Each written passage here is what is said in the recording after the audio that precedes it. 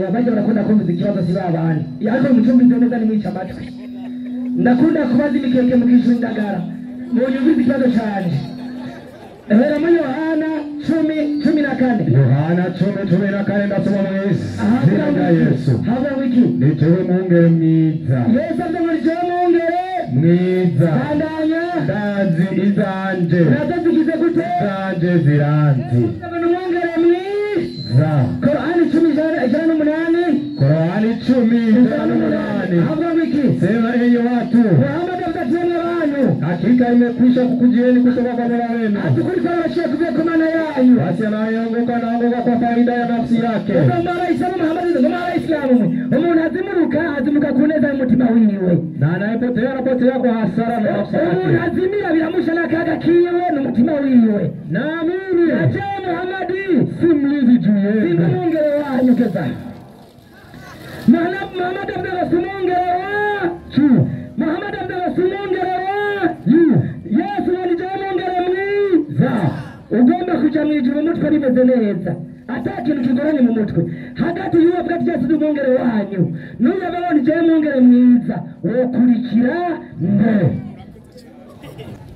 Naam Nogejwe tameze neza reka ngerageze Assalamu alaykum wa rahmatullahi wa barakatuh Matullahi wa barakatuh Abakirisa baba imana bane namu Ndomba bimeze neza si sawa Abajije neza atanze inyandiko muri Yohana 10:14 Yesu ati ni jewe mungere mwiza sawa atasoma Qur'ani 10:8 Muhammad avuga ati jewe sindi umurinzi wanyu si sawa acarabaza ati mwaba ukwigereza mu mutwe wo kurikiramwo ndebe si sawa icyambere kwiyimvugo vuze urabesheye Yesu nta bushobozi afise bwo guhemba umuntu n'umwe mu ijuru ibyo nta n'agasonga bugari Yesu yohereza abantu mu ijuru 20 Matayo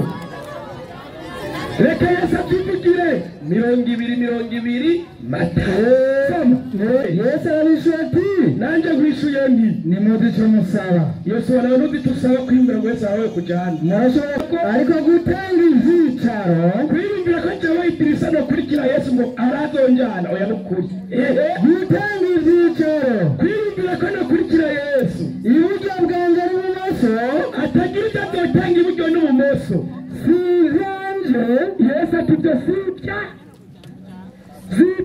nje ko mutavuka Yesu ati byo gutanga ibyicaro mu ijuru sibya nje none umara mukurikirira iki urabona mukurikira akazi no ko atagiriye cyane abantu yogufasha iki Muhammad nawe bite gatatu na rimwe Qur'ani yarutse bizira y'Imana yari mbazi yariwe urongoreza Muhammad nawe gatatu na rimwe naam Muhammad vuguti babwire niwe koko mukunda uhoraho ati nibe mwe abantu mwese muri hano mukunda uhoraho Imana rugira byose nimumurikire nimuzesha mukurikire intumwa y'Imana Muhammad azoraza akunda mukundwa niki n'Imana mukurikiye Muhammad muca mukundwa niki n'Imana komeza kandi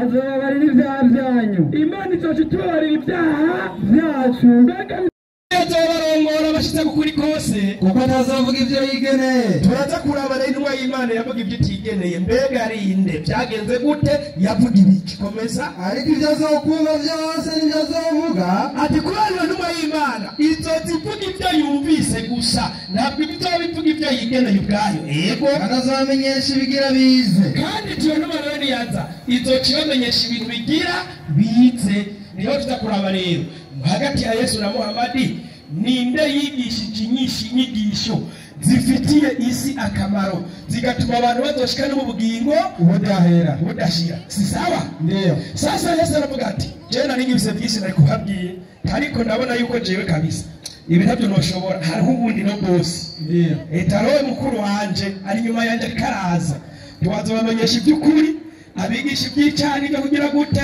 kugororoka kandi nazovuga ibyo yigeneye uyu rero ninde Qur'ani 5:6 Korani 5:3 Korani na Satani yavumwe konyene kuzina ry'Imana nyene imbabazi nyenimuwe yego Korani 5:3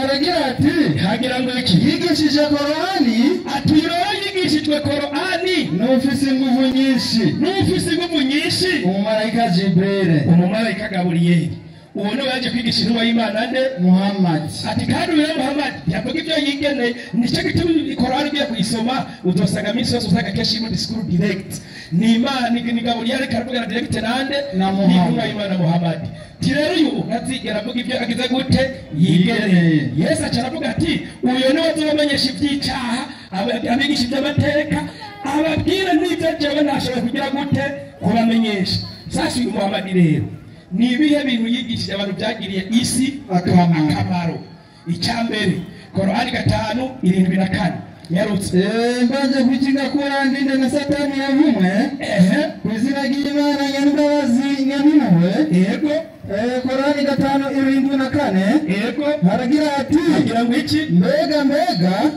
nibo kwigaya kuhoraho icyambere twigishijwe n'intumwa y'Imana Muhammad yatwigishije abantu ngo bihane ibyaha kwihana ni ikintu gikomeye cyane kwihana ntawe ugupfira ni wowe nyine ugatoki wawe ukura ibyaha wakoze ibi byaha umaze kubira ukagira gute ukabivamo uko niko kwihana kwigishwe n'intumwa y'Imana nde Muhammad komeza bakanamusaba ikigongo haba twigishwa kuko zikosa usaba ikigongo nde uhoraho Imana rugira byose iyo ni inyigisho y'intumwa y'Imana nde Muhammad yego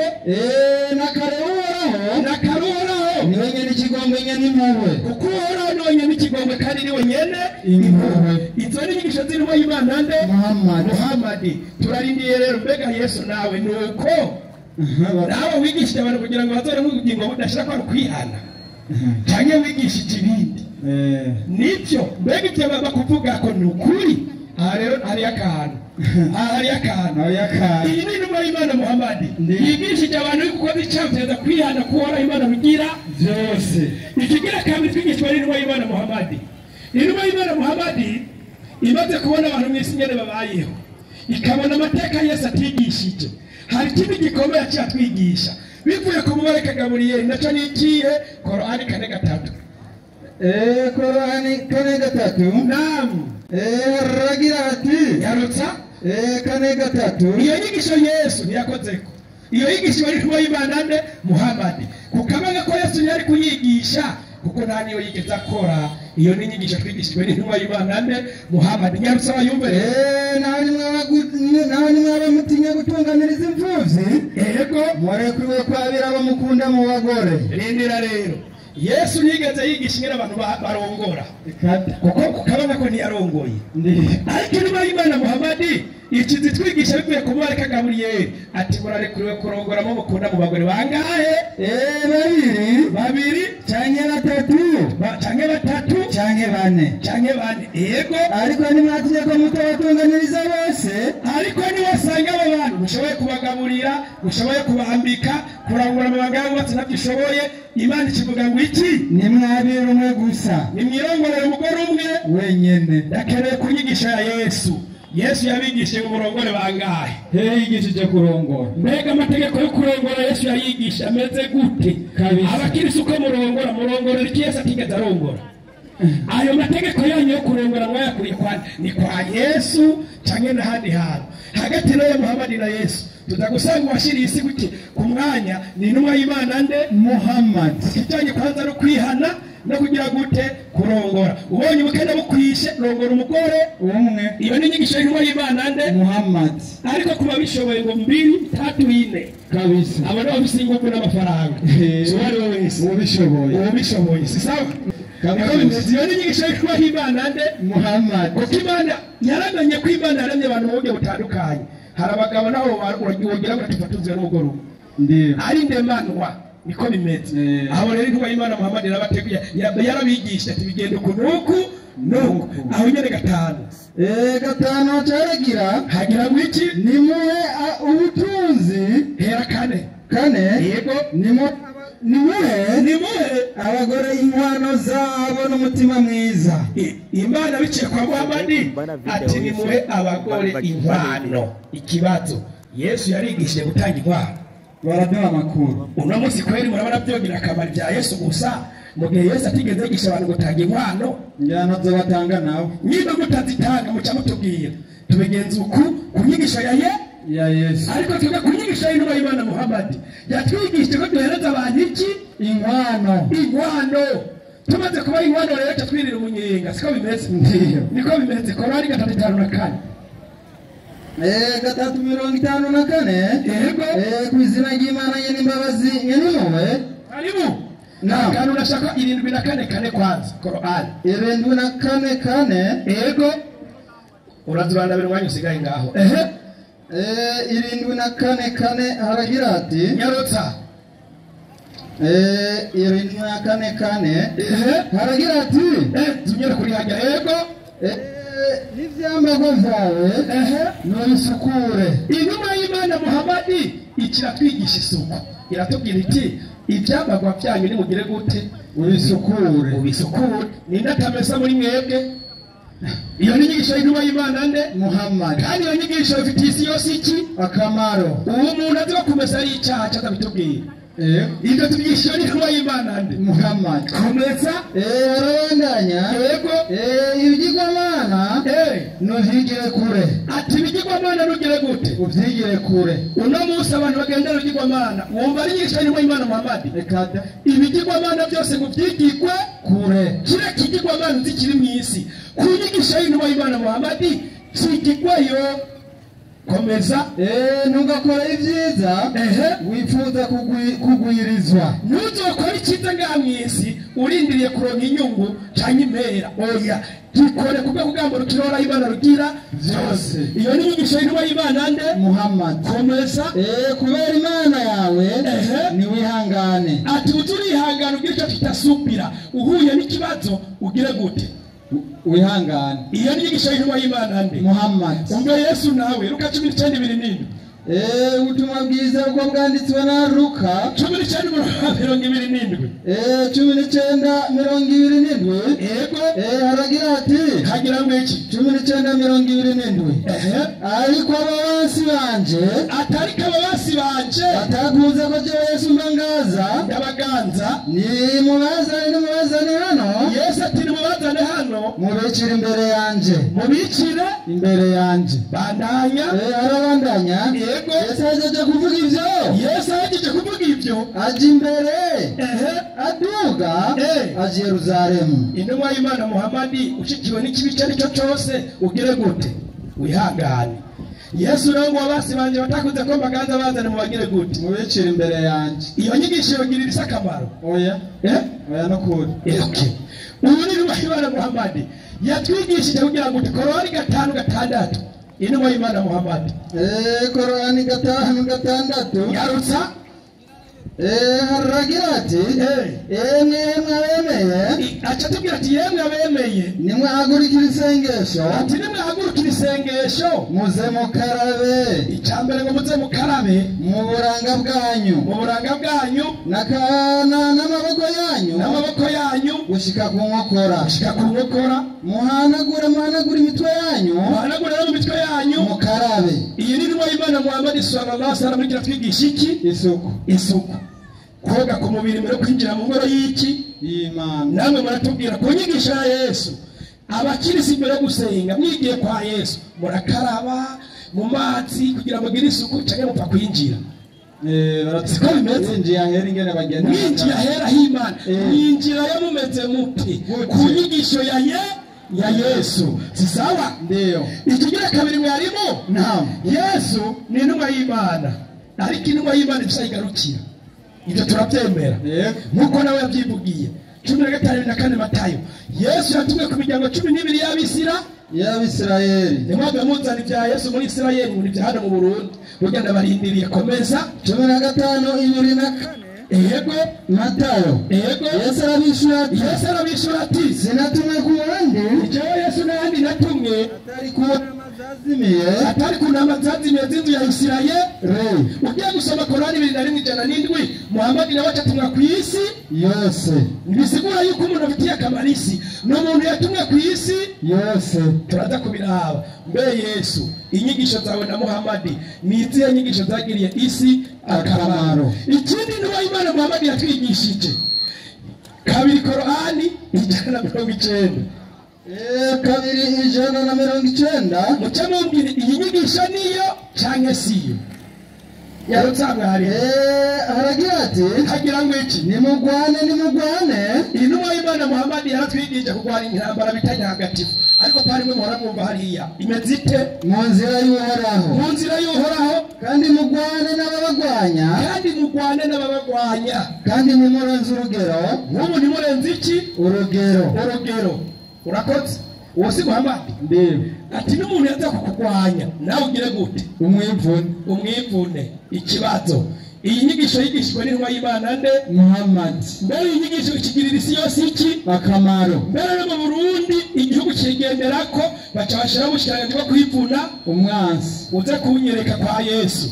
Iyo umuntu aguteye Yesu yigishije ngo mugenzi ute bigenda gute kwa Yesu umutwe warufse twose kuko kuntumwa y'Imana Muhammad yavuze ati bakugwanije ugire gute wivune. Ibyo bica bigirira inyungu isi kubera umwasi ateye igihugu baramwivuna sawa baca bashiraho inzego zose z'umutekano kugira ngo zicungire abarenganywa. Sasa kubwa Yesu kugira ngo iyo nyigisho za Yesu zigirire isi akamaro iki cyoshikiraga cyo kwivuna abansi Yesu akivuga ko iki kugira ngo isi ironke inyungu siko bivuga nakurindiriye siko bimeze. Sasa mwarimu intumwa y'Imana Muhammad acha twigishije gikomeye muri Korani 2:222 nyarutsa 2:222 nyarutsa aragira ati wayi wanye muto ariko turabidetaya tu baranakubaza kubyerekeye ubutinyanga tubarakubaza Muhammad ku kintu kijanye n'ubutinyanga babwira uti ubutinyanga ngo ni iki umwanda. Ikibazo twebwe twarigishijwe n'intumwa y'Imana Muhammad inyana abakenyezi badashobora kwinjira mu ngoro y'Imana bari mu bafise umwanda wo mu butinyanga. Iyi nyigisho kugira ngo abakobwa baronke akamaro kuri Yesu nawo ku butinyanga yabigishije iki komeza harabandanya kurubwo mwitandukanye n'abagore banyu ati mwitandukanye n'abagore banyu mu gihe bari mu butinyanga. Ikibazo mwebwe abakiristo mu butinyanga abagore banyu murarangura nabo mabanga yabubatse kuko intumwa y'Imana Muhammad yatwemereye kubegera gusa ariko apana gushika ku ndunduro tuvyumva nyene si sawa ariko kuryamana nabo kabigirwa gusa bari mu butinyanga bihagira icyo bakorera. Ibyo twabyigishijwe n'intumwa y'Imana nde Muhammad. Ku nyigisho za Yesu naho bimeze bite komeza haragira ati nimuze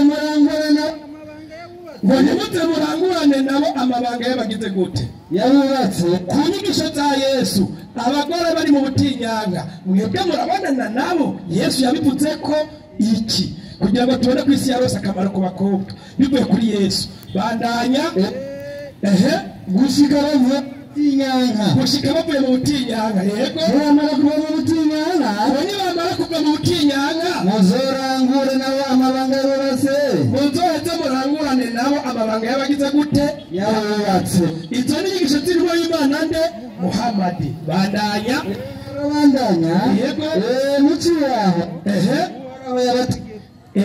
kandi waduce hajya uhoraho yagize gute yadutegetse. Bandanya nyarutse mu by'ukuri uhoraho arakunda abantu bigaya akanakunda bisukuye akanakunda babandi bafise iki isuku. Kubwa Yesu yabigishije isuku rimeze gute cyenda bona mwohoka mugashatse mwabyigiye kwa Yesu mukavuga kwa Yesu mwanyura hari muteza kwigira ku ntumwa y'Imana nde Muhammad. Ababemera Muhammad mu bujanja mu byo batatu jewe nze kuri abantu Yesu yabigishije gushira bushikiranganye bwo kwivuna base. Salamu alaykum cyane gutwara amazi muri toilette no cyari ikigwa cyaheze yagira muri Yohana 16 afika Yohana 16 ku murongo w'indwi banza hasomere cyo bakibaza aho nyene somera Yohana 16:7 koresha umwanya w'amamega ndasoma mu izina rya Yesu avuga ngo iki ariko jewe ndababwira ukuri jewe ndababwira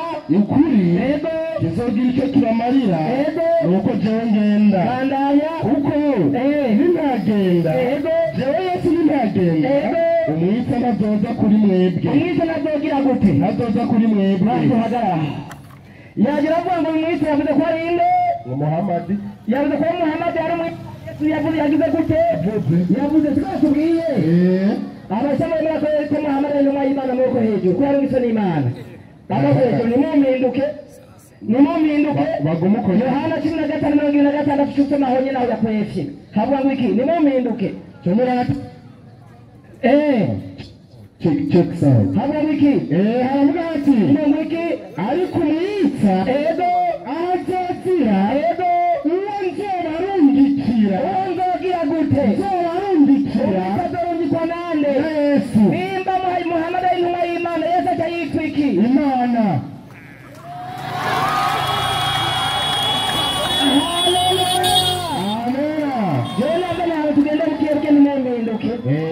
ukabona ko umwita asobanurwa Muhamadi Yesu nawe yavuze ati umwita ni jewe nzomurungika kubwo Muhamadi yarungitse na Yesu Muhamadi yarungitse nande aho naho cyane yicarira Yesu ashimwe cyane amen ariko kubera ko agomba kazi umutunganiriza iyi nyigisho y'ikinyoma kuba ko umwita ariko aravugwa ari Muhamadi inyigisho y'ikinyoma Yesu ashimwe cyane amen inyigisho y'ikinyoma bigenze gute aho wahakoresha ku murongo w'indwi 13 hasimba hera ku murongo wa 13 hamwe yasimba 13 baravuga ati 13 ariko nko mukuri niyaza wone nko mukuri niyaza mukuri yagira gute niyaza bandanya barongora bashitse kukuri genda ku 13 genda ku 14 14 baravuga ati ngo iki wadoshimagiza jewe umwe mukuru adoshimagiza nde jewe adoshimagiza nde Yesu bandanya kuko zokwabira ku byanje azokwabira ku byande bya Yesu bandanya ayibamenyesha Yesu nashimwe cyane amen ngenda mupime Muhamadi ko basima yashimagije Yesu sivyo yego ndamupime sivyo mupime Yesu reka ndakubaze mbega Muhamadi ari kuzayigisha ngo iki genda Yohana 6:41 changamka Yohana 6:41 Yohana 6:41 aravuga reka mandiko ndasoma mu izina rya Yesu umugisha aravuga ati amba ngo iki 40 kuko ikari cyo data gomba Yesu yigisha ngo iki cyo data agira gute gomba anuka hepfo yuko umwana wese akanyizera abonye iki agira ubugingo budashira neza nanje ntazogira gute amuvura ku munsi w'iherezo Yesu yigishije ngo data agomba yikubona umwana agira gute akamwizera azoca muzura kuri uwo munsi w'iherezo ujya Muhamadi ndamusunzume neza imbere y'umwe w'ukuri n'iryari Muhamadi yigisha ko Yesu ari umwana w'Imana ngo azomuzure ku munsi w'imperuka naze bivuge nta kurabana ngaha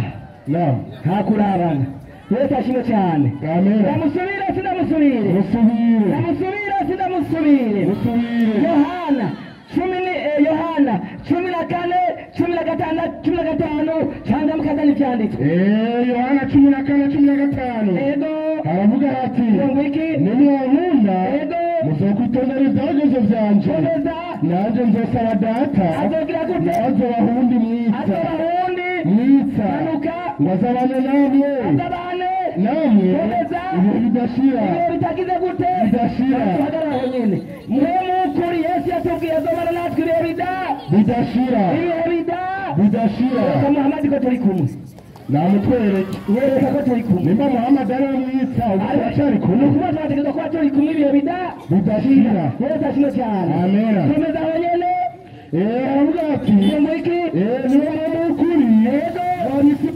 kwakira hari icyo adashobora kugira gute kubera iki batamwakira kuko batamubona kuko batagira gute batamubona Muhamadi yaraboneka ntiyaboneka Muhamadi baramubonye ntibamubonye manuka hepfo kandi batamuzi abandi batagira gute batamuzi komeza mweho ariko mweho ishengero mweho muragize gute turamuzi cyane haleluya amen hanyuma acaragaruka tumwe Korani 5:7 gusaba ikigongwe sibyo bavuga yego ikigwa cy'amaze kiravuga ngo iki kiravuga ngo hagati ya Yesu na Muhamadi ni bande bigishije abandi inyigisho zobashikana mu bugingo budashira icyo kigwa reka ndakubaze Muhamadi mbega abayisilamu byo babwiye warabwiye ko bashikana ku bugingo budashira cyangwa nabyuzi tora Qur'ani 46 umurongo w'icenda cyangamka zani byanditswe Qur'ani 46 umurongo changamka aravuga ati mungu iki sema vuga nimesikia mpya katika mitume Muhammad bwira abayisilamu ngo Muhammad sinicaduka mu zindi ntumwa manuka nimesikia mpya katika mitume Muhammad sinimushaga mu zindi ntumwa manuka wala sijui nitakayofanya mimi Muhammad sindurubanza rwanjye ndocibwa wa muzi nagonzi manuka wala mtakayofanya mimi yani urubanza rwanjye mutazogira gute mutocibwa mbona ko Muhammad niba bazohanika bakubita inyundo mu mutwe mu kwakira urubanza niba batoroha Muhammad avuga ngo sinzi urubanza mubwo muzocibwa Yesu ashimwe cyane haleluya haleluya kwamaze kuvuga ngo ntazi urubanza azocibwa muri make ntazi yariko arabajana mbega kidume Yesu nawe ntabyo bajana ntawuzi Yohana 14 umurongo wa mbere changamka Yohana 14 ku murongo wa mbere havuga iki ndasoma mu izina rya Yesu aravuga ati nimuhagarike imitima nimuhagarike imitima yanyu la tahafu la tahzanu mwizere Imana nanjye mwizere imuhira kwa data hari amazu menshi yabatariye ndabibabwiye kuko ngiye kubategurira hanyu kandi ko ngiye kubategurira hanyu nzagaruka kubajyana iwanjye undi namwe bariho mubatanguza umushinga nawe Muhammad afijyeyo sivyo ndiko ndabajana sivyo niyo ndiko ndaja ariko Yesu ngo muhira kwa data hari amazu menshi ngo kandi yabatari ngiye kubategurira hanyu nzogera kukubajana kugira ngo ahondi namwe bariho mugira gute ikibazo mbaza ngaha mwese mrakunda kuja muri vile sivyo muramuja muri vile mubonye bisi zibiri muwurire sinziyo niko ndaja ariko nimuwurire sinziyo niko ndaja uraje muze muwurire ndaca mu Kinindo ndabandanya no muri vile wokuririye asha ija mu wokuririye kiraja wayuriya kira tugaye mu mutwe natonze neza byaraparanganye haleluya amen nari bigishe ngaha yavuze ubugingo budashira Yesu ashimwe cyane aravuga ngo muze Muhammad yigisha cy'ubugingo budashira dore ukunda abagore benshi ikigo kivuga ngo niyo nyigisho twokurikira tukadoha n'ibihembo nayo ndiyo gatubwira ngo umuntu yarondera abagore benshi mw'ijoro azokwambika ibitsoro imetoko nicyo kiba kingaha uyu munsi ariko ko ivyo yarondeye ndamwishure sindamwishure tora igitabo cyitwa ufafanuzi wa Biblia katika mazingira na utamaduni wa Kiafrika kurupapuro rw'amajana 120 changamka ufafanuzi ku rupapuro rw'amajana 124 havuga iki aravuga ati inyigisho za Yesu zivuga iki pale Yesu Yesu anarejea nyuma kwenye uumbaji wa mume mmoja na mwanamke mmoja. Yesu atwigisha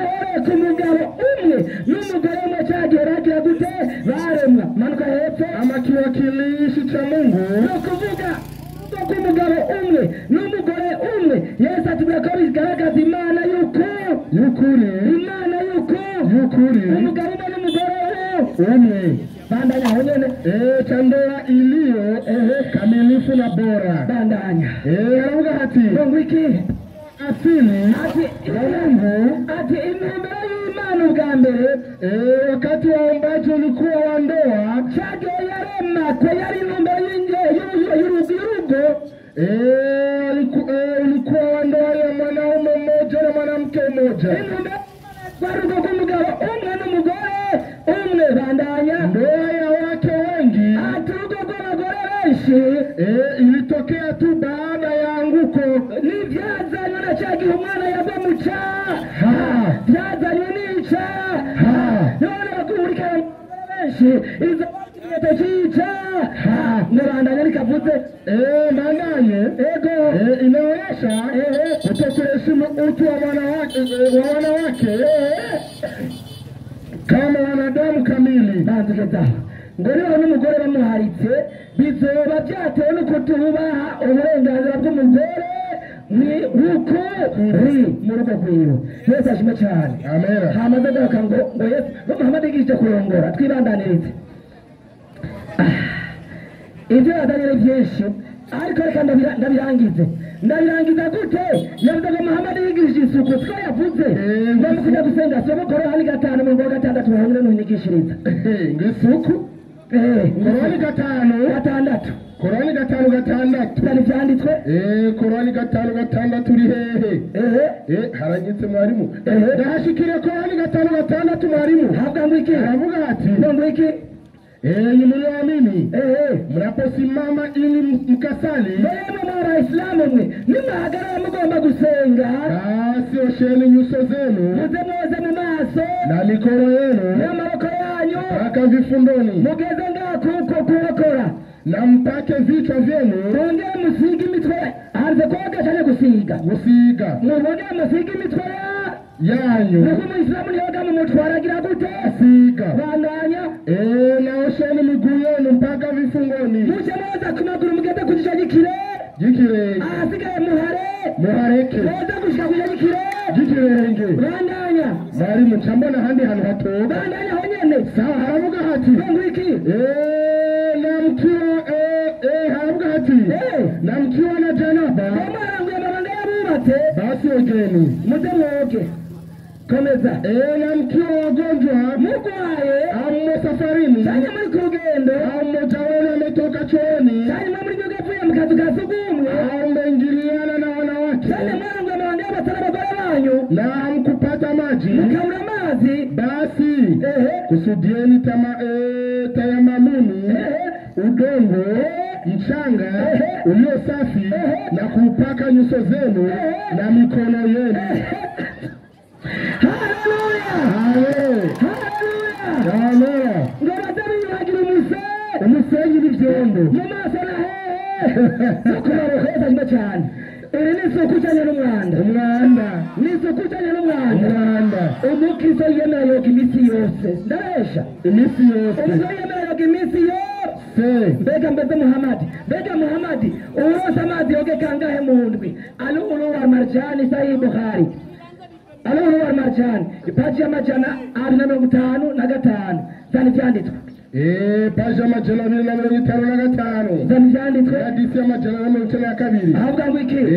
Hadisi ya Abu Huraira amesema yavuze ngo iki? Mtume wa Allah amesema SAW yavuze ngo iki? ni wajibu kwa kila Muislamu kukoga siku moja kwa kila siku 7. Ni wajibu sio abantu ni wajibu wa kila Muislamu kukoga siku moja kwa kila siku 7. Nitaje kumwisha mimi kimisi ngae mumisi ngae ogeri mumisi ngae ni ndali ni Joshua hivi ndali Muhammad alivuze arana kama Muhammad yavuze kwa mako hejuru bakirize bavuye nawe Muhammad waramuhebye. Yesu ashimwe cyane ngo yigishije isuku. haleluya. Isuku ryo koga rimwe mu ndwi ni yabaye uruzi kanyosha ruri hafi tuje kurugomera tubabatize ngwino tubabatize mu izina rya Yesu.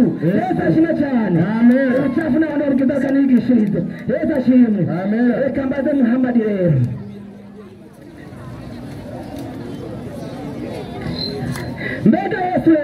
mbega Yesu waje gukora iki? Wazanye no kurongora abagore ukundi yabivuze wazanye ni iki? Luka 9:10 igitabo cya Luka 19 kivuga ngo iki? umurongo w'10 sana maandiko.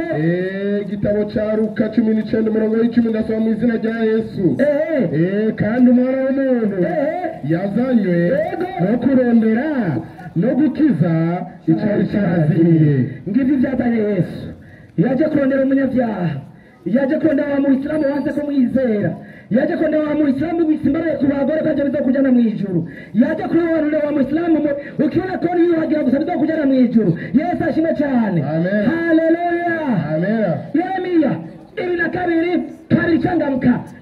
igitabo cya Yeremia 22 igitabo ca Yeremiya Yeremiya 2:2 ku murongo wa 2 ndasoma mu izina rya Yesu 2:2 aravuga ati uti numva ijambo ry'Uhoraho 2:22 2:22 Yeremiya 2:22 ndasoma mu izina rya Yesu aravuga ati naho kuyuhagiza ivyitwa amagadi wo kuyuhagiza ivyitwa amagadi ukiyabirira n'isabuni nyinshi ukugabitanya kwawe kuzoba ubwoma imbere yanje shakugenda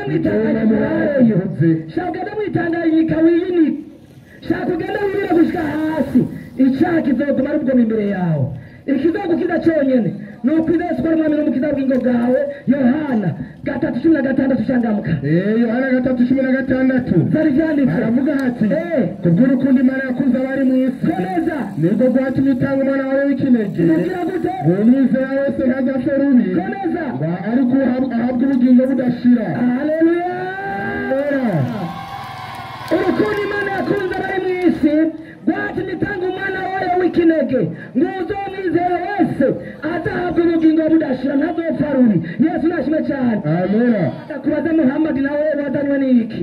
Qur'ani 9:111 cyangwa mukaza n'ivyanditswe.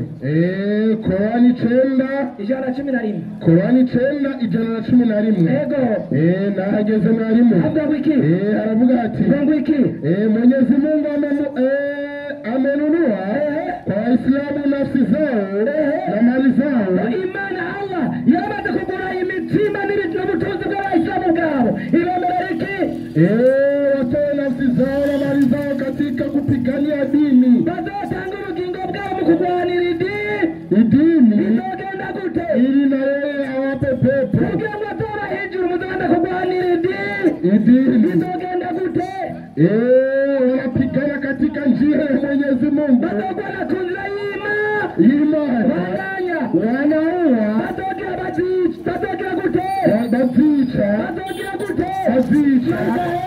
Wanaua. Bazokwihera bicwe. Bazica bongere bicwe. Imana ibone kuba ijuru. Reka maze muri ngaha mumaze kwica abangahe kugira muzoje mu ijuru.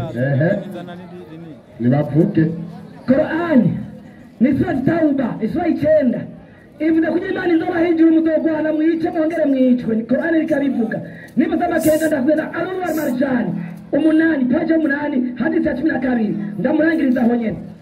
Aruru al-Marjani Yesu yaje kondera icyari cyarazimiye. Yesu yaje ari umunyabuntu ariko Muhammad yavuye muzobona ijuru muzonda kwihera mwice mwongere mwicwe. Imana izondira iryo juru ryabicanye. Imana doshe kure iryo juru ryabicanye. Bandanya Aruru page ya kangahe? 8 hadithi ya 12. Hadithi ya 13. Imepokewa na Abubakari. Abubakari alivuga wiki na Umar. Kwa Abu Huraira amesema Mtume wa Allah SAW alipofishwa Muhammad chaje hapa na Abubakar alikuwa khalifa. Hepo hadithi bado hepo. Haramgati. Na baadhi ya Waarabu kulitaridi. Abubakari aliamua kuwapiga vita. Abubakari afanye mambo yako kugira gute? Yo gutera intambara. Komeza.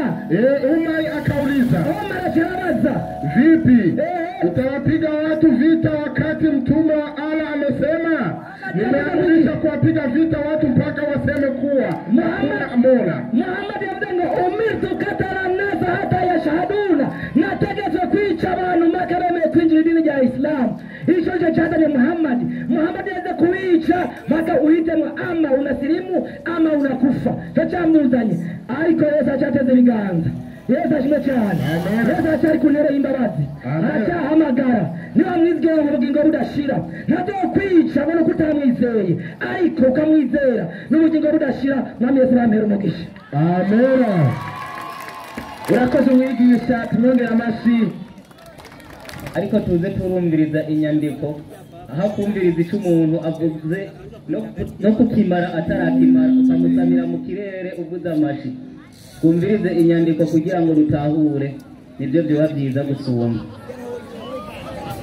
Haleluya. Amen. Oya bajya barakunda kumviriza ikibazo kibabandi. Yariko mucyumvirize neza ni mwica amatwi. ndakunda kubaza imikeke mukisha indagara munyumvize ikibazo canje hera muri Yohana 10:14 Yohana 10:14 ndasoma mwese ahavuga Yesu hava wiki nicewe mwungere mwiza Yesu avuga ngo nicewe mwungere mwiza bandanya ndazi izanje nazigize gute izanje ziranzi ni mwungere mwiza Korani 10:8 Korani 10:8 hava wiki sema enyi watu Muhammad atatenda wanyu hakika imekwisha kukujieni kutoka kwa Mola wenu atukulika washia kuvya kwa maana yanyu basi anayeongoka naongoka kwa faida ya nafsi yake mara Islamu Muhammad mara Islamu umuntu azimuka kuneza umutima wiwe na anayepotea anapotea kwa hasara na nafsi yake umuntu azimira biramusha n'akaga kiwe n'umutima wiwe naamini aje Muhammad simlizi juu yenu simungere wanyu keza Muhammad abdala simungere wacu Muhammad abdala simungere wacu Yesu ni jamungere mwiza ugomba kuja mwijuru umutwe rimeze neza ata kintu kigoranye mu mutwe hagati y'uwo bwa Yesu dumungere wanyu n'uyo babona je mungere mwiza wokurikira mbe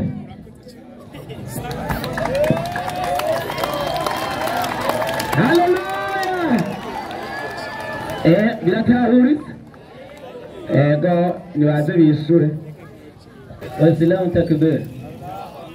Na mujeni baza yuko ikibazo cumvikanye abasomyi barahari ibitabo birahari ntabwo umuntu yishuri byakuye mu mutwe wiwe ntigikunda nico gituma ibitabo byaje kandi tukabisoma nkuko bihari inshallah Idrisa ade atwishura ico kibazo ndibaza nubwo ijwi ritameze neza reka ngerageze assalamu alaikum wa rahmatullahi wa barakatuh Matullahi wa barakatuh abakirisa baba imana bane nabo ndumva bimeze neza si sawa abagije neza atanze inyandiko muri Yohana 10:14 Yesu ati ni jewe mwungere mwiza sawa atasoma Korani 10:8 Muhammad avuga ati jewe sindi umurinzi wanyu si sawa acarabaza ati mwaho kwigereza mu mutwe wokurikiranwa mbere si sawa icyambere